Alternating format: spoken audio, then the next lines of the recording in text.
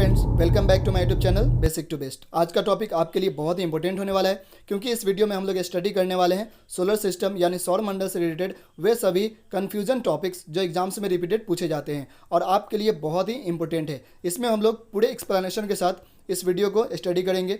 अगर आपने basic to best channel को सब्सक्राइब नहीं किया तो सब्सक्राइब कर लें, बेल आइकन को प्रेस करें ताकि सभी वीडियो का नोटिफिकेशन आपको सही समय पर मिलता रहे।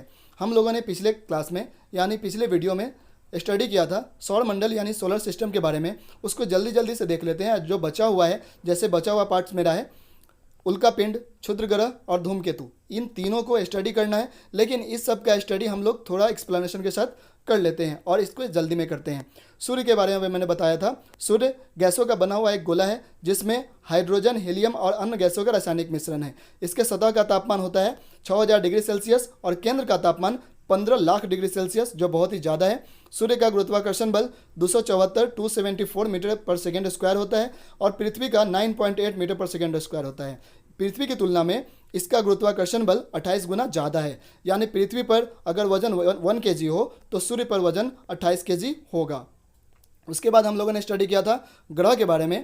प्लेनेट शब्द का उत्पत्ति एक लैटिन शब्द से हुई है जिसका अर्थ होता है इधर उधर घूमने वाला। हमारे सौरमंडल में 8 ग्रह हैं। मैंने आपको बताया था इसको ट्रिक से कैसे याद करेंगे, तो ट्रिक बताया था जो बहुत ही इंटरेस्टिंग था। इसमें मैंने बताया था आपको माई वेम जुपिटर सन, यानी Mercury, Venus, Earth, Mars, Jupiter, Saturn, Uranus, Neptune, और इस तरह से बताया था डिस्टेंस के हिसाब से कि सबसे नज़दीक कौन है, सबसे दूर कौन है, ये मैंने बताया था। और नेक्स्ट टॉपिक में मैंने बताया था दूरी के क्रम में नहीं बल्कि साइज़ के क्रम में। आकार से कैसे याद करेंगे, कभी कभी पूछा जाता है सबसे बड़ा कौन है, सबसे छोटा कौन है, दूसरा सबसे बड़ा, तीसरा सबसे बड़ा कौन है।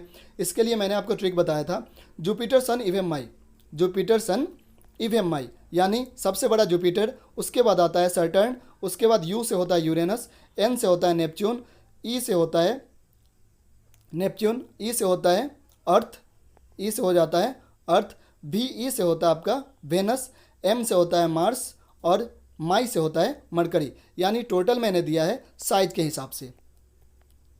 उसके बाद हम लोगों ने पढ़ा था उपग्रह के बारे में जिसे सैटेलाइट कहा जाता है। सैटेलाइट क्या होता है, जो ग्रह की परिक्रमा करते हैं। जैसे चंद्रमा भी एक प्रकार का उपग्रह है। सैटेलाइट 2 प्रकार के होते हैं, प्राकृतिक उपग्रह और कृत्रिम उपग्रह, जिसे आर्टिफिशियल और नेचुरल कहा जाता है। सौरमंडल में 173 प्राकृतिक उपग्रह हैं और इसमें कृत्रिम उपग्रह की संख्या तो बहुत अधिक है। सर्वप्रथम कृत्रिम उपग्रह कौन था? स्पुतनिक 1, जिसे भेजा था 1957 में सोवियत संघ द्वारा। और मैंने इसमें बताया था एक बहुत ही इंपॉर्टेंट पॉइंट, इसमें मैंने बताया था आपको कि भारत ने 104 सैटेलाइट भेजकर वर्ल्ड रिकॉर्ड तोड़ा है। यानी एक बार में 104 सैटेलाइट अभी तक किसी ने नहीं भेजा था। आज हम लोग स्टडी करने वाले हैं किस टॉपिक के बारे में, वो है ड्वार्फ प्लेनेट, जिसे बोला जाता है बौना ग्रह। बौना ग्रह उस अंतरिक्ष पिंड को कहते हैं जो अपनी कक्षा में रहकर सूरज की परिक्रमा करते हैं। यानी बौना ग्रह भी क्या कार्य करता है, तो सूर्य की परिक्रमा करता है। बौने ग्रह की संख्या तो अज्ञात है, लेकिन अब तक 5 बौने ग्रह की खोज की जा चुकी है। वे कौन कौन से हैं, ये नाम आपको याद रखना है। तो नाम है प्लूटो, एरिस, हामिया, मैकमेक और सीरिस।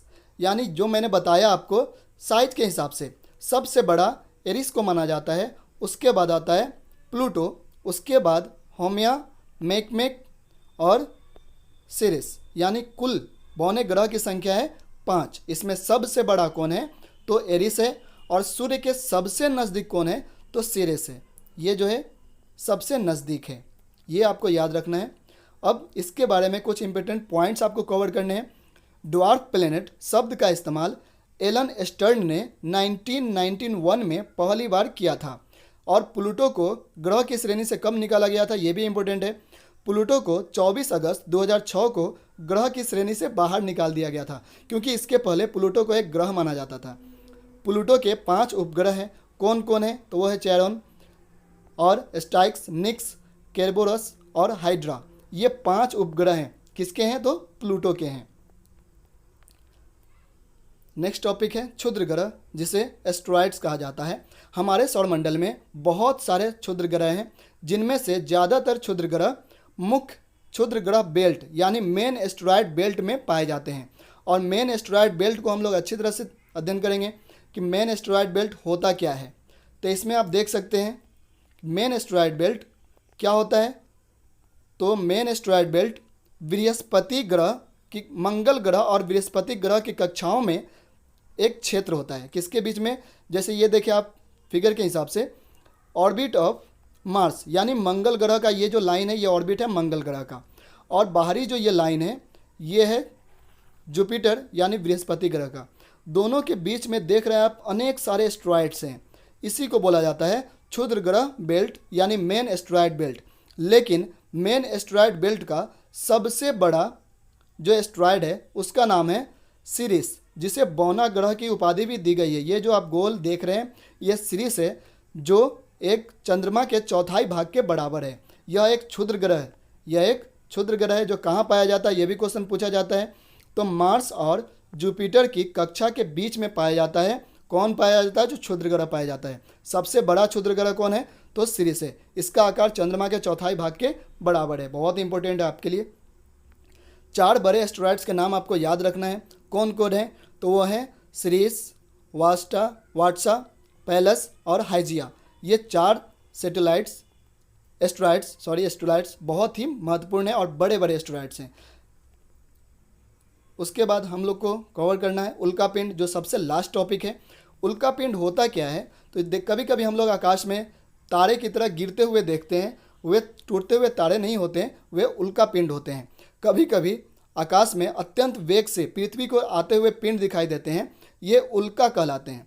जब तक आकाश में ऊपर रहता है यह उल्का कहलाता है, लेकिन जब यही पिंड पृथ्वी से टकराता है तब इसका नाम उल्का पिंड हो जाता है। यानी उल्का और उल्का पिंड दोनों में डिफरेंस है। याद रखेंगे आप, मैंने क्या बताया आपको? जब तक पिंड आकाश में रहता है तब तक उसको उल्का कहते हैं, लेकिन वही पिंड अगर पृथ्वी से आकर टकराता है तो उसका नाम उल्का पिंड यानी मेटियोराइट कहते हैं। कुछ पिंड लोहे, निकेल या मिश्र धातु के बने होते हैं जिन्हें धात्विक पिंड कहा जाता है, लेकिन कुछ उल्का पिंड सिलिकेट खनिजों तथा पत्थर के बने होते हैं, इसे आस्मिक उल्कापिंड कहा जाता है। ये दोनों में डिफरेंस रहेगा। धूमकेतु किसे कहते हैं? तो ये कॉमेट शब्द की उत्पत्ति ग्रीन शब्द से हुई है, जिसका अर्थ होता है हेरी वन यानी बालों वाला। धूमकेतु पुच्छल तारे, चट्टान, डस्ट और जमी हुई गैसों से बना होता है। ये 3 चीज़ से बनता है, चट्टान, धूल और जमी हुई गैसों से। इसे ही पुच्छल तारा भी कहा जाता है। सूर्य के समीप आने पर ये पुच्छल तारे गर्मी के कारण सूर्य से अपनी रोशनी चारों ओर बिखेरने लगते हैं, यानी फैल जाते हैं चारों ओर। सूर्य के पास जाने से ये रोशनी अपने आप ग्रहण कर लेते हैं, उसके बाद चारों दिशाओं में फैलने लगते हैं, जो सूर्य के ऊर्जा को परिवर्तित यानी प्रकाश को परिवर्तित करता है। यह वीडियो कैसा लगा हमें कमेंट करके बताएं। अगर अभी तक आपने चैनल को सब्सक्राइब नहीं किया तो सब्सक्राइब कर ले, बेल आइकन को प्रेस कर ले। जब तक के लिए टेक केयर।